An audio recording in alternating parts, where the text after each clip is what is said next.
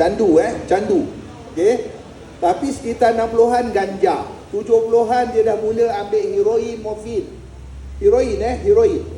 Biasa dengar heroin kan? Bukan heroin filem Hindustan Bollywood tu heroin. Bukan. Ni dadah.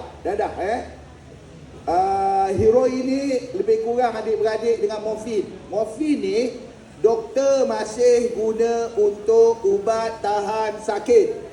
Kalau ada pembedahan mak kita, ayah kita ke siapa-siapa aksiden dan sebagainya, doktor boleh bagi morfin untuk tahan sakit. Nak bedah kan, nak potong jari ke, nak potong tangan ke apa ke, potong kepala tak ada kalau potong kepala ni jadi apa dah. So itulah dia morfin. Heroin pun tahan sakit, tapi heroin tak guna di hospital, tak ada, dia memang dadah haram. Okey. Kemudiannya sekitar tahun 2008-2009 dia dah meningkat kepada apa yang disebut batu. Tahu batu? Methamphetamine yang dia orang sebut syabu. Biasa dengar tak syabu ni adik ni? Adik yang pakai tudung biru ni biasa dengar syabu. Biasa dengar, baca tak surat khabar dan sebagainya kan? Dia orang sebut syabu, dia orang sebut batu, ada macam-macam nama. Ais, kristal, barang sejuk. Ais sejuk kan?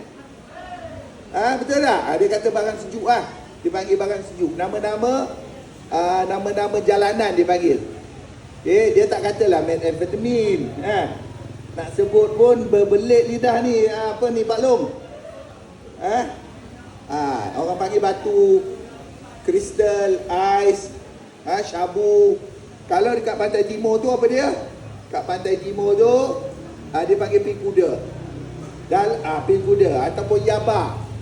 Pil kuda ni dadah dia sama dengan syabu, iaitu methamphetamine. Tapi pil kuda ni dia dalam bentuk pil. Macam Panadol lah.